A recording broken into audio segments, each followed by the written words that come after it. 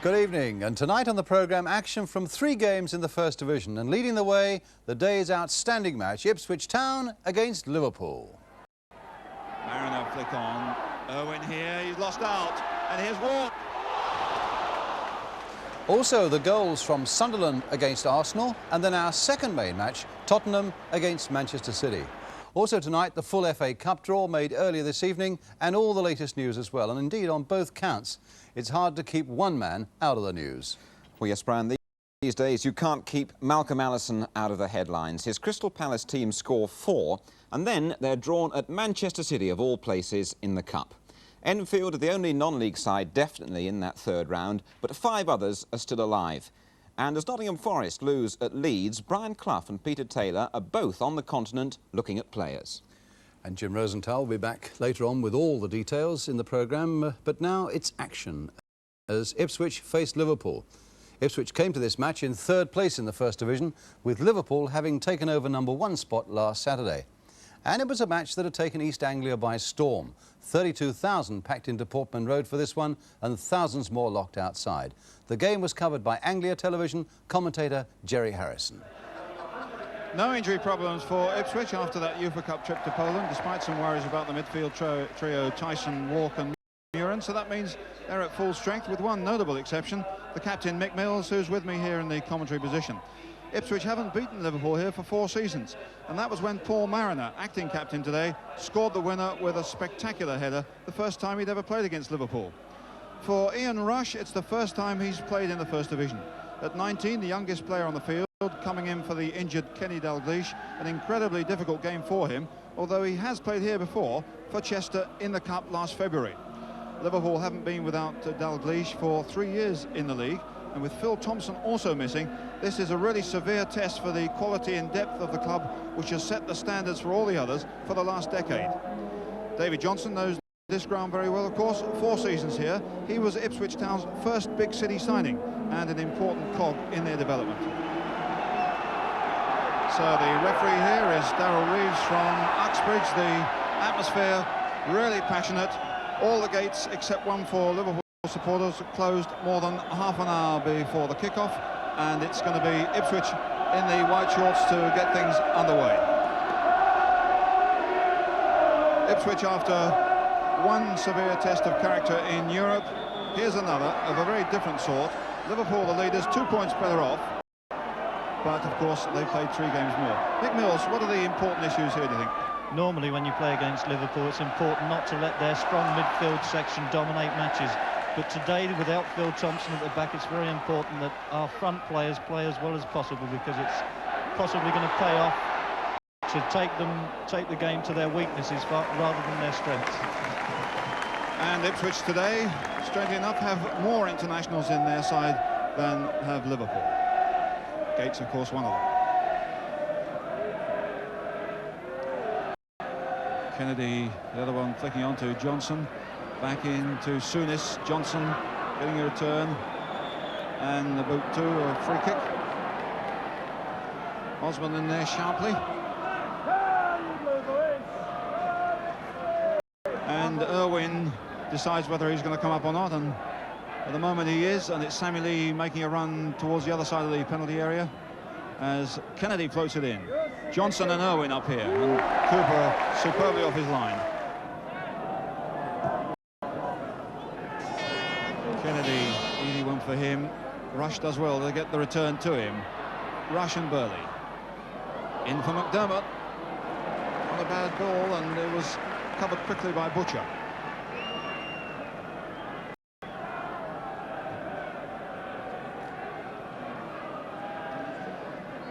McDermott back to Alan Kennedy. Rush can't get there. Neil picks the loose one. Rush to Neil, and here they come, and McDermott let it go, surprisingly. Gates here. Mariner on his right. Burley's overlapping him, and that's a bad one by Alan Kennedy. Play on though. No. Free kick in the end, and a word or two to Alan Kennedy. Smiles though. Mariner starting to make a run. Out to Tyson. Burley goes on to that right flank. Burley's still there. Nice ball forward to Gates. Gates getting into a deep position and deflected for a corner by Souness. Pretty sharp making those positions, Eric Gates. Yes, he is. Very, very, very sharp indeed. And actually, Franz Tyson is getting his game going already, and he found Eric Gates very well there. Muren with the corner. The big fellas are up there. Brazil is at the back of the box, but Butcher is going to come in on this one. Brazil might get it though. Oh, it's a tricky one. Butcher. Oh, Mariner missed it. That looked like a pretty useful chance, Mick. Yes, it did. Alan Brazil was very cool when the ball found him very deep from that corner kick, and he centred it with Terry Butcher knocking it on very well, not going for goal, but just knocking it on, and Paul Mariner very unlucky not to get on the end. There's a balloon on the pitch just ahead of them.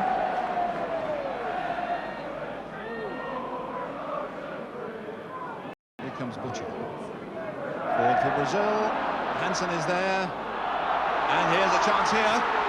And a good save, but Brazil very close to picking up the rebound from Tyson's shot. Tyson really latched onto that one very fast indeed. Yes, he come in well. He picked up that loose ball and went on in and hit quite a good shot that tested Clements, and it's very good to see him tested early on.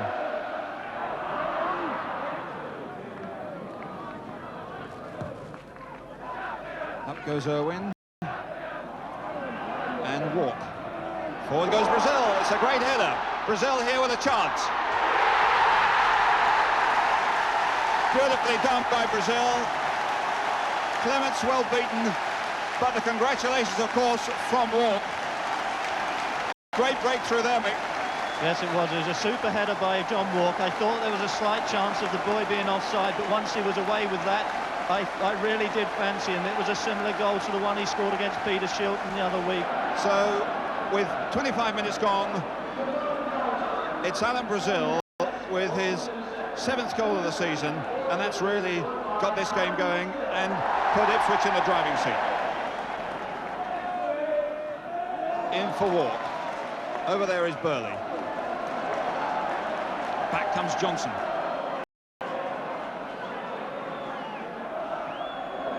In for Gates. Nice one forward. His Mariner is offside.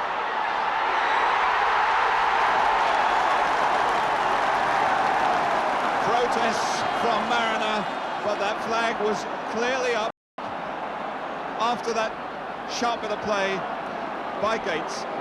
The flag is up now, and although the work is well done, despite Clements getting a shoulder to it and it goes in, it doesn't count. Away by Walk, but it'll be Phil Neal to pick it up. Oh, and that was a real elbow job on Eric Gates.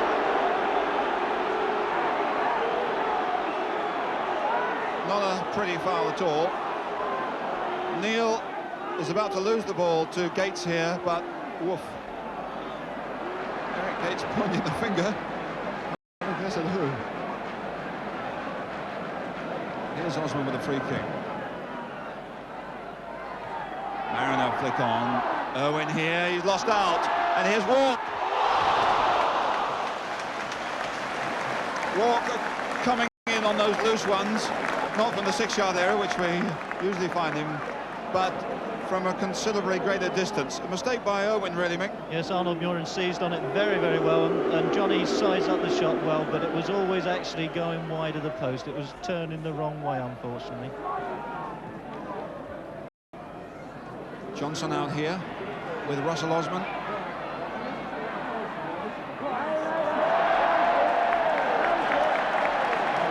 Osman got the challenge in there, but I'm afraid David Johnson is hurt.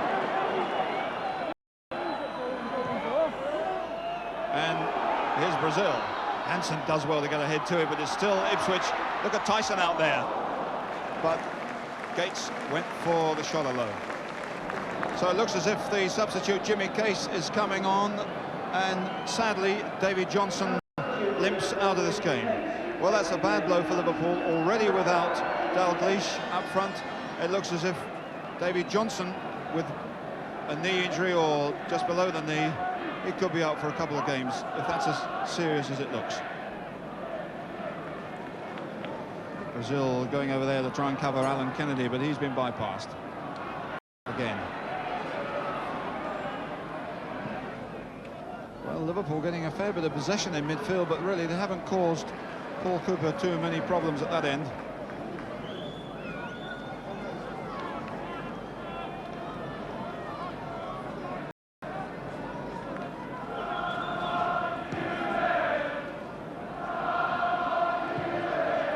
As the referee blows the whistle for the end of the first half, with 3 minutes of injury time added on, and not surprisingly so, we've had a lot of stoppages in the last 15 minutes, when, as Mick Mills said, it hasn't been anything for the faint-hearted.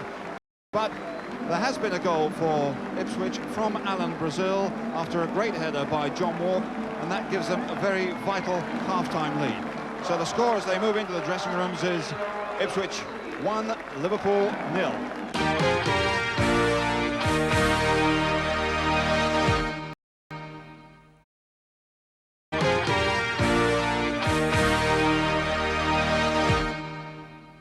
So both sides still flying the flag, of course, for Britain in Europe, and this one won't decide exactly where the championship flag will go, but a lot of the Ipswich players will feel that it certainly will have a very big influence on what happens in May.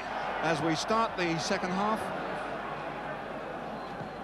Liverpool in the all-red strip, of course. They've had a marvellous record here in the league and the cup in the last 4 games. Winning here 1-0 in the cup, 3-0 in the league, and 2-1 on the last occasion. Let's briefly have a word with the Ipswich manager, Bobby Robson. What points did you make at half-time, Bobby? Jerry, we have to just keep going. It's a kind of a tug-of-war game. I mean, we'll have to learn to take the strain when necessary. But having, taken the strain, unleash ourselves and have the impetus to get forward like we've done in the first half. We've been extremely good on many occasions. Brazil and Mara up front are playing quite beautifully. Little Gates is a thorn in their side. As long as those 3 front players keep showing, we command the ball from the midfield and get it to them, we can go on, I think, and we've got to be confident and keep our nerve, and it's a rattling good game, but we can do it, I think. I mean, the heart is there, and as long as we have that in the application, we hope to win the match. OK, Bobby, thanks a lot. As Kennedy, of course, and a number of the Ipswich players might have something to say about that, particularly as at half-time, I gather Bob Paisley was giving us some fairly severe words about their approach to the first half. He wants a little bit more effort, a little bit more aggression from them.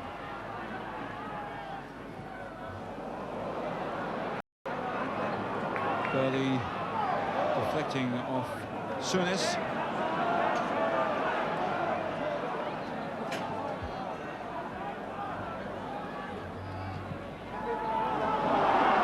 Brazil forward.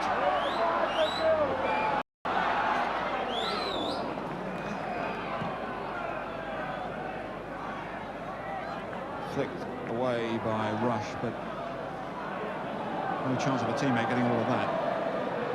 As Burley gets possession, and now Osman. Lee making him work a bit.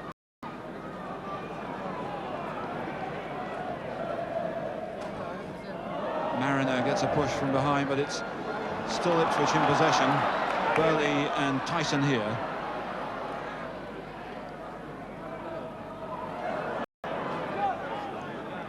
Osman getting away from Kennedy at last. Ooh, that was skewed away into the path of Case. Forward for Souness. There goes Alan Kennedy on the left-hand side. Souness with a lot of possession here. Alan Kennedy. McDermott is in the middle. Oh, it's a good effort and a brilliant save. Kennedy to Kennedy, and a good save from Cooper. That's their first real effort in this game. Beautiful break down the left by Alan Kennedy, the flying header by Ray Kennedy, and a good save by Cooper. And a corner with Liverpool with their tails up. And Ray Kennedy will get this one. We've got 4 players up in the penalty area. Souness on the edge. Alan Kennedy, another one.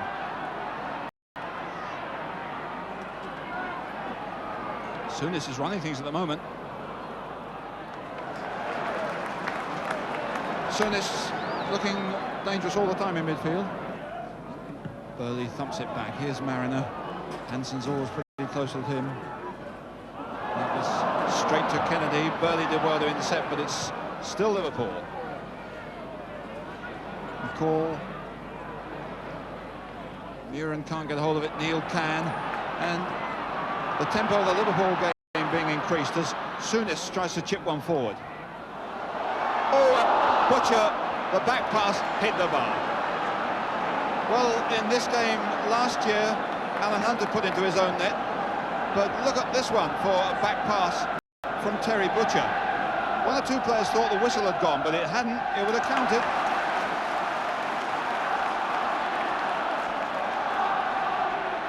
The corner, in fact, came to nothing because Paul Cooper plucked it out of the air, and the Ipswich supporters building up a bit of a walk-on. Well, apparently against Manchester City last week, Ipswich played well in the first half and slackened off a bit in the second. But that's not going to happen here as Kennedy goes forward. Jerry, that one point was made in the dressing room at half-time that this game is a 90-minute game, and let's have 90 minutes this week, unlike last week against Manchester City. Liverpool looking a bit sharp now, with Alan Kennedy here. Floating one in for Sammy Lee, and another near miss. John Walk this time. Well, John Walk usually puts them in from there. Incredible indecision here as Cooper comes out for it, but Walk tries to get it over the top and only just succeeds. Well, things are almost falling apart here for Ipswich. Another Liverpool corner. Chipped in by Case. Away by Mariner, but only to McDermott. And Rush tries to turn it. And they can't find a supporting colleague up there. They're all back in defence. Osman. And that's not a good clearance either. Ray Kennedy. In for McDermott. In the danger area. Good chip. That was a super effort, that, Jerry. Really good. You could see what he was intending to do from the moment that he received the ball. That is international class stuff. And here's the other corner as Cooper stays on his line. Rush gets up and Hope. Well, Rush, a good effort there. Cooper wanting them to get themselves properly organised and slow it down, because Liverpool have suddenly got a grip on this one. The chip over from the right. Rush is in a good position. Perhaps it shouldn't have gone straight to the goalkeeper. McCall, a nice run. Loses out though. Burley coming over fast.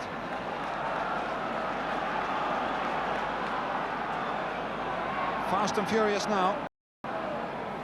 Souness. Up goes Rush. He's coming out to Case. Case still in there, and Sammy Lee a touch. Well, how did that go in? Well, Case with that long distance header. 2 players went for it. As it bounces again, Case once more goes for it. Now, does Lee get a touch or not? Might not have done, but certainly beats Cooper, and it's in the net, and it's 1-1. And it's Hansen to clear. Now we really got a ball game, because in the 16 minutes of this second half. It started slowly, and then Liverpool put the clamps on things, and now it's Lee going for another one, a good one, over the top this time. And he did have a couple of supporting players alongside in the end.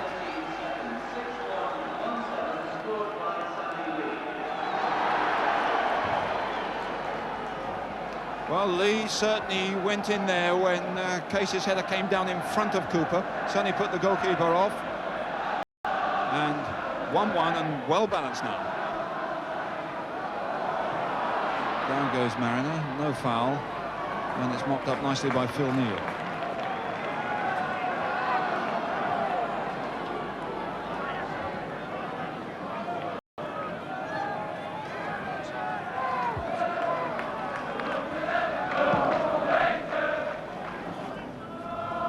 Flicked on by Kennedy. Souness missed it, but Hansen didn't. And it's Souness again here.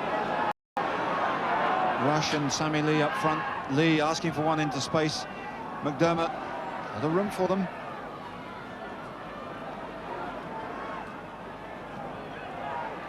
Bit of arrogance and confidence here.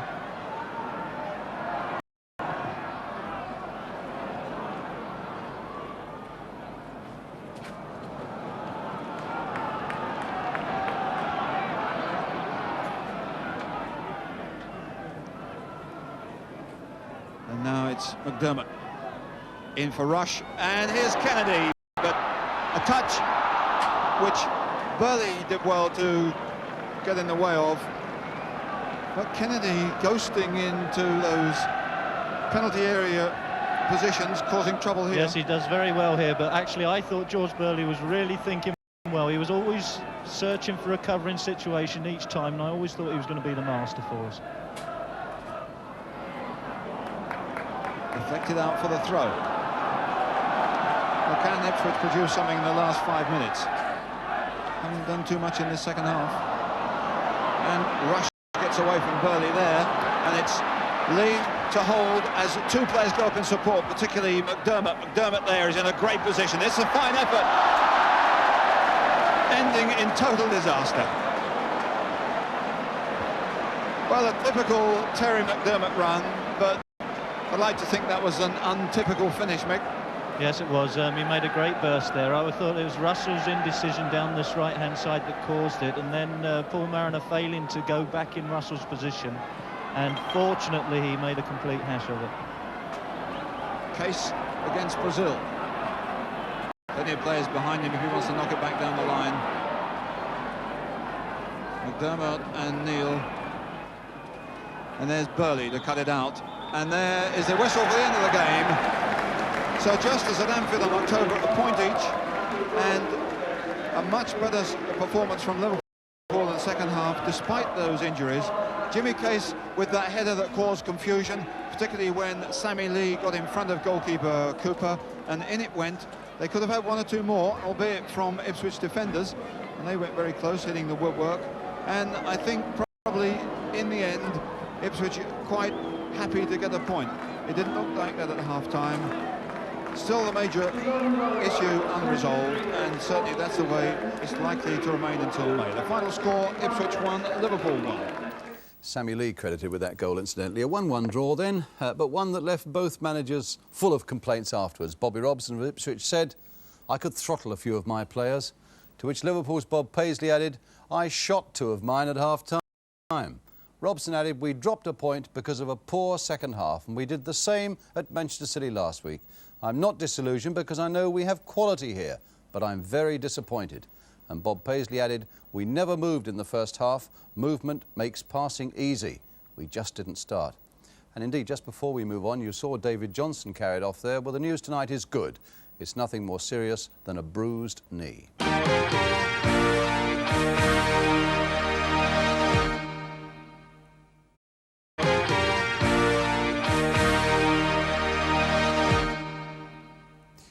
All right, for our second match tonight, we go briefly to the northeast for the goals in the game between Sunderland and Arsenal. Sunderland had 4 successive defeats behind them and brought back striker John Hawley for his first game in 3 months. Pictures from Tyne-Tees Television, commentator Roger Thames, Sunderland in stripes.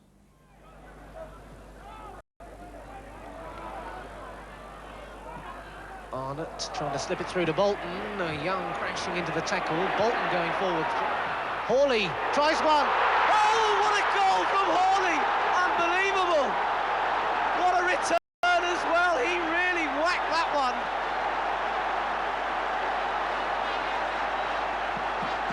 Well, Pat Jennings can't have known what hit him. Here's Hawley now. Whack! Take that, right in there, and Jennings had no chance. Price with the corner. Stapleton at the near post, headed off the line. Walford's header off the line by Whitworth. That was a close escape, but Arsenal still have it now. Price there, Stapleton there, Walford again, Turner's got it now. And Walford twice denied. Really, Steve Walford moved up to join the attack with telling effect there. And here's Cummins. And could we have an early goal here? Oh, that was close from Arnott, and Cummins was sniffing around as well. What a start to the second half that would have been. And Sunderland really meaning business right at the start of this second half, with Cummins jinking his way forward. And Kevin Arnott finally trying to get the first-time effort in, which Jennings was down too quickly. Joe Bolton. Oh, that's a poor one, straight to Price, and Stapleton's with him, but Dermot is in the middle. Price could be trying an effort himself. Oh, good effort, good save. Cook now. Can he get away from Willie Young? Cook's on his own. What a goal this will be if he gets it. Oh, that deserved it so much.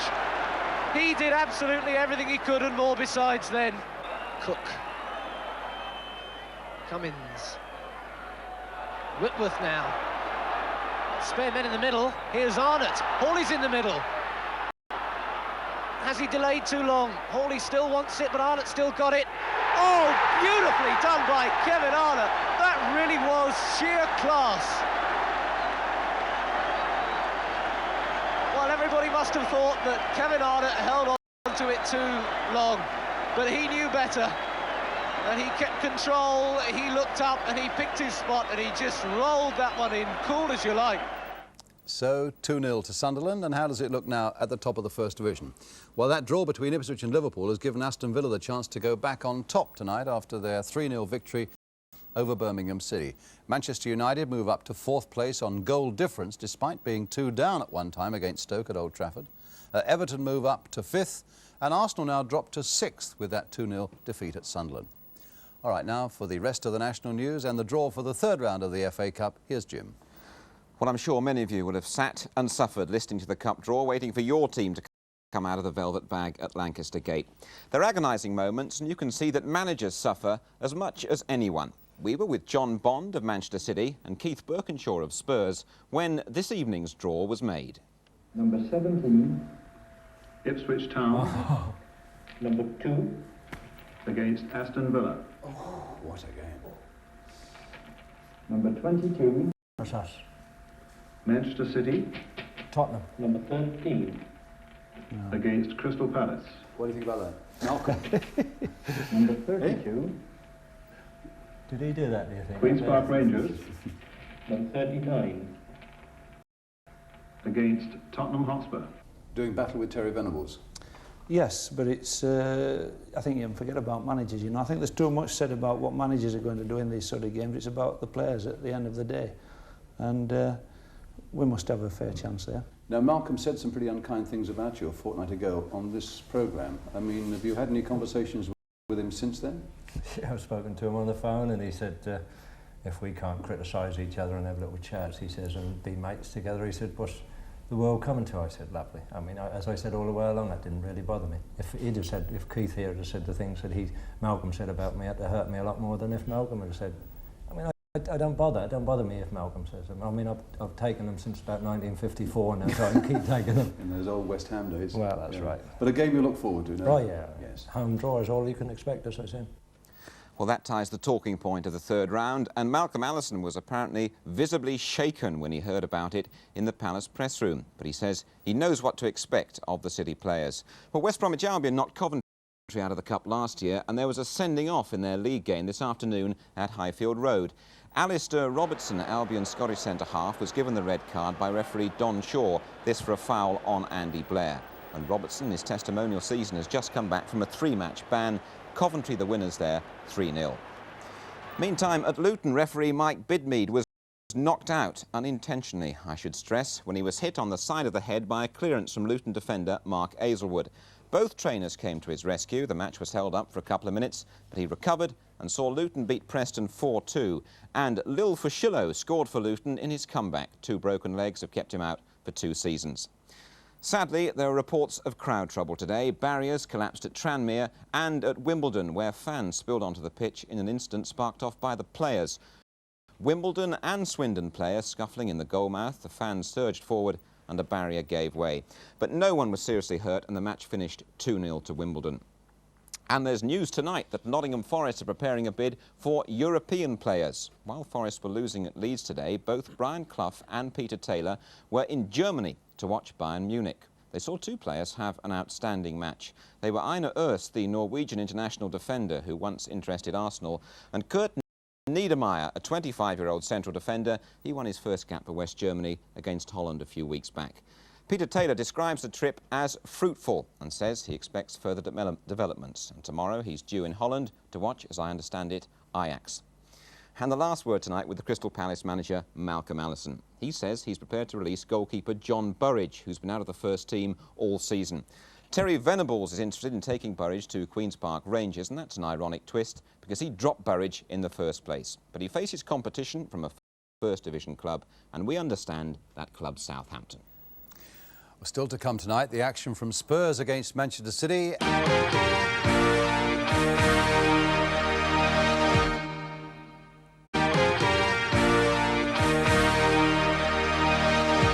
Welcome back. And for our third game tonight, we stay here in London for Tottenham Hotspur against a Manchester City side that has been revitalised by new manager John Bond. Meanwhile, at Tottenham, they've got plenty on their minds, not only 4 successive defeats, but also a major upheaval around the ground. A church in Tottenham High Road that you wouldn't have seen before from here. But we've told you, of course, that this deserted Tottenham stand is in the process of being pulled down to make way for a new one at the end of next year. And there are the signs that it's underway. Nobody allowed to sit in those seats now, of course. But behind the scenes, there's plenty of evidence that the builders are at work. So things, as you can see, are really underway here at Tottenham. And indeed, the dressing rooms are no longer in use, and the players now use these temporary premises. So it's a fairly makeshift arrangement for the teams. Here's Manchester City on their way to the pitch, and Phil Boyer bringing up the rear. Steve Perryman now leading out the Spurs. There's still quite some way to go before they get actually out onto the pitch. Now a check on the 2 teams, and first Spurs, Steve Archibald declared himself fit an hour ago, so he continues in the attack. And Graham Roberts gets a place in the defence, his first full home league game, and Terry Yorath is the Tottenham sub. Manchester City, meanwhile, have their new signing, Phil Boyer, in the side, recently transferred from Southampton to link up again with manager John Bond. And this then is the Manchester City team. It's the one that finished against Ipswich last Saturday in the 1-1 draw, with Dave Bennett now becoming the substitute. City beat Spurs 3-1 at Main Road back in October. The first victory after John Bond became manager, and since then John's team have lost only 1 of the succeeding 11 games. The referee is Jeff Bray from Leicestershire. So Spurs kick off in white, attacking the goal to our left. And little chance, I would think, of the Manchester City number 11, Kevin Reeves, beating that record of scoring in 13 seconds the last time he was in London. That was against Crystal Palace. But for Spurs, it's a really testing afternoon. They've lost their last 4. Beaten here a fortnight ago by West Bromwich Albion was their first home defeat of the season. They're getting uncomfortably close towards that bottom area now. They will certainly look for a couple of points from this game today. And a fairly new face in this Tottenham side, Graham Roberts. from Weymouth, formerly, so I've been told, from Dorchester. 7 months ago he was working in the shipyards at Southampton. McAllister, long high ball there, Tommy Booth. Ardiles. Archibald playing it wide there for Hobble. Roberts with the cross coming in there. Crooks. Oh, word, that might have gone a long, long way. Perryman picking up the loose ball here. A flick wide here for Ricky Villa. And the ball off Ray Ransom for a Tottenham throw. Crooks. It's a poor cross. It was behind. It's a goal kick. He's still having a good season. He's the second top scorer, is Crooks, with 11 goals. Archibald with 13.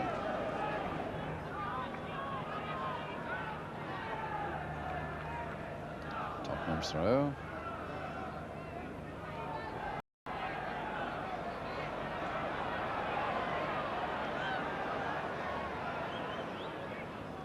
Houghton. Throw there, only going as far as Mackenzie. Here's Villa now for Tottenham. It's Ardiles. Played on again for his fellow countryman. And a little flick wide and a good one there for Perryman, who'd come forward quickly for Tottenham. Outside him is Roberts. Here's Ricky Villa again. Played there. Oh!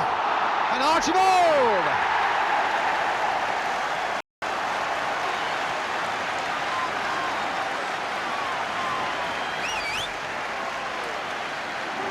Well, if there are any doubts about Archibald's fitness before the game, there was none in terms of his quick thinking and getting in there to put Spurs in the lead. Perryman playing the ball in there to Villa, who did well here, and so too did Ardiles, number 7, with that shot there. Well saved, in fact, by Corrigan at full length. Before he could get to it, Archibald was in there, and Spurs were in the lead, 1-0.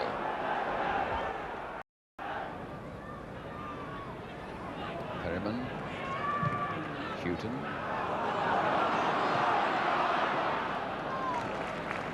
Look at a play by Nicky Reed. Tottenham's throw. Villa, Ardiles. Came just a little too strongly towards Ardiles.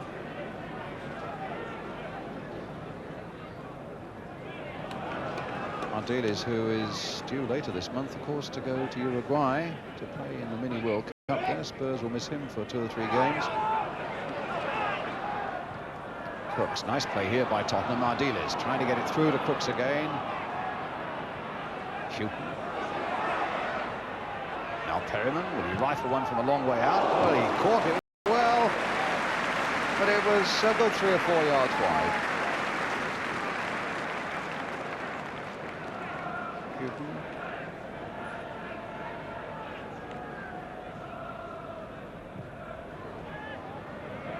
Gow. Hutchison just kept in play expertly. The crowd gave him applause for that, which it certainly deserved. There's Gow again, a really competitive midfielder. Now Mackenzie, we very nearly found Boyer with that one. Here's Gow again, and City have got a lot of people forward. Boyer! 1-1. His first goal for his new club, and so typical of the man.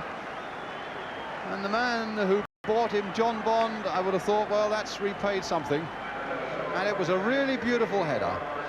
Jerry Gow, who's done so much in the midfield for Manchester City since he joined them from Bristol City, and a really good, powerful header by Boyer, and that's 1-1.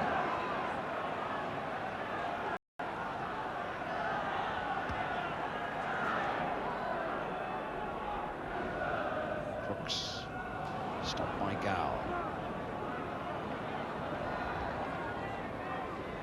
And in turn, Hutchison stopped by Houghton, who's got Ardiles up there with him, and Crooks is right in there too. And Houghton's continued his run, a good ball by him. Oh! A lovely piece of play by Tottenham, ending with Crooks sliding it a couple of yards wide. But Chris Houghton playing a really big part in that. That's where he started it. The return pass, a little bit of extra pace, turned the ball in there for Crooks, and just wide of the goal. Played in towards Boyer, but McAllister nodding it down there for Houghton.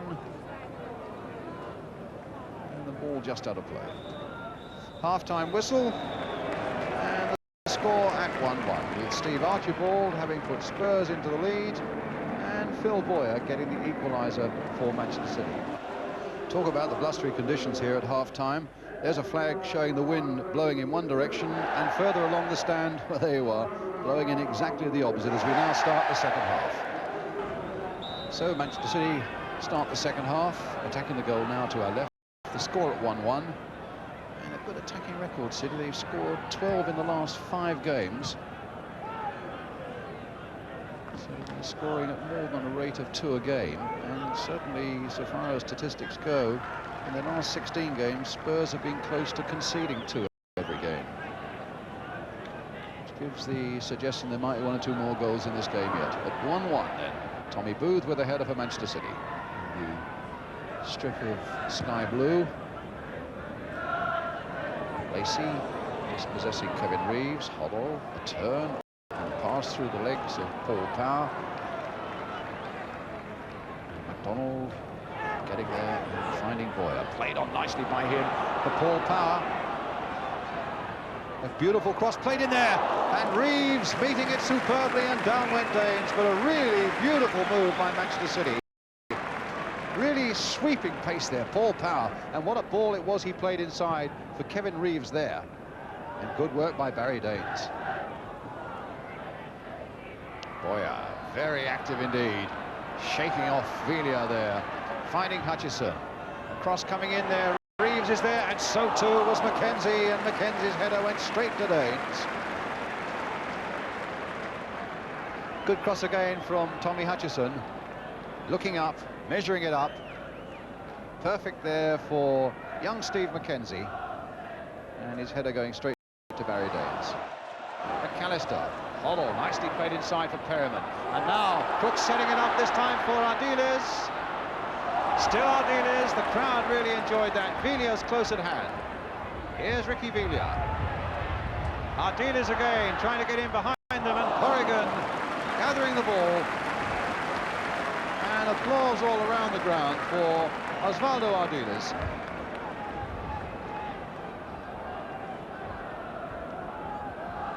But no problem for Corrigan. Villa, nice turn, gives him a yard or 2 of space with Mackenzie after him. Played wide for Archibald. Into Crooks. And here's Hoddle again. Got a good goal-scoring record against Manchester City, but that cross going in and behind for the corner. Then Hoddle, who scored in the last 3 games against Manchester City.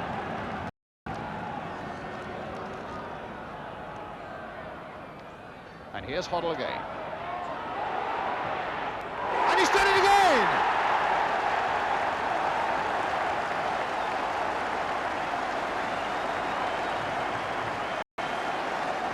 Well, the game that he'd had so far had not really, by his standards, been all that impressive.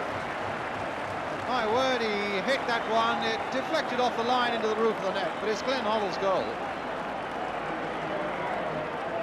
Getting the right sort of angle there, just flicking off the defender, Bobby MacDonald. But it's 2-1 to Tottenham with a quarter of an hour to go. Glenn Hoddle the scorer, and that makes 9 this season for him.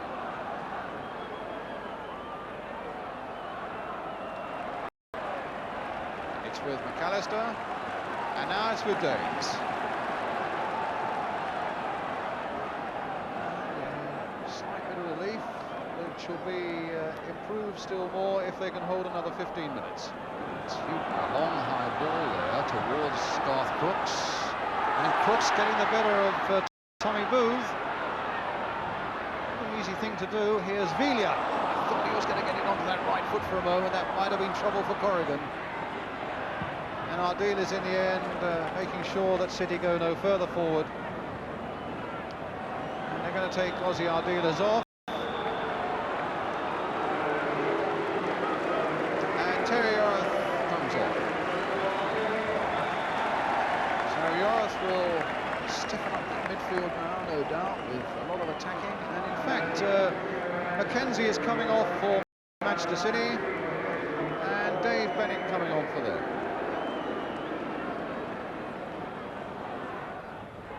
Gareth. It's Huddle. And now Archibald.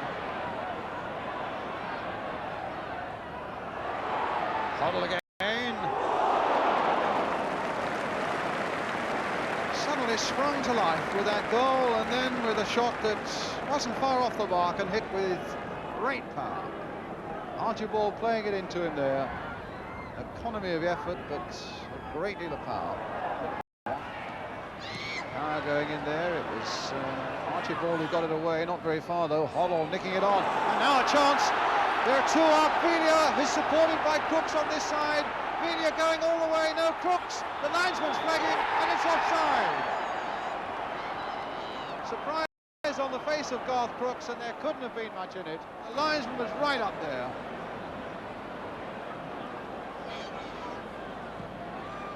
And yes, it looks very much as though the linesman was 100% right.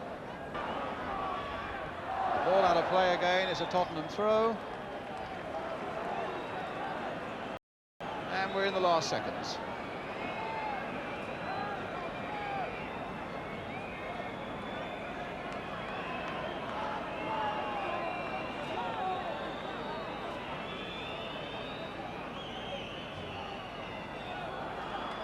Crooks.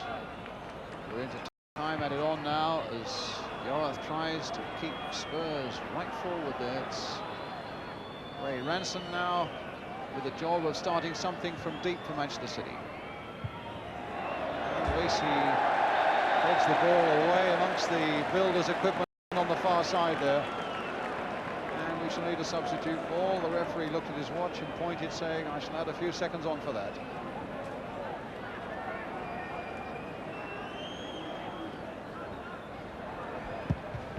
An obstruction there on Tommy Hutchison. Another free kick from Manchester City. But there's not time to take it. And Spurs, with that goal from Glenn Hoddle 15 minutes from the end, get what could be a very valuable victory and put an end to a run of 4 successive defeats. With Archibald having scored for Spurs in the first half, Phil Boyer equalising for Manchester City, Glenn Hoddle getting the winner. Keith Birkinshaw goes off with a good deal of relief. And a final score here at White Hart Lane is Tottenham Hotspur 2, Manchester City 1. And indeed, a victory that eases the pressure a little on Tottenham, but it's a defeat that throws Manchester City back into the relegation issue. They are 5 off the bottom with 18 points. Important that Palace won that match today against Norwich City, not only in terms of their morale. They must keep within reach of the side 4 off the bottom, which happens to be Norwich. You can see there the gap is 5 points. And that's it for tonight. A night when the season, I suppose, has been given a new momentum with the draw for the 3rd round of the FA Cup. And a night when Aston Villa have gone back to the top of the 1st Division, thanks to their 2 top rivals battling it out for a draw. Ipswich 1, Liverpool 1. Good night. Up goes Irwin. And Walk. Forward goes Brazil. It's a great header. Brazil here with a chance. Up goes Rush. It's coming out to Case. Case still in there. And Samuel Lee a touch.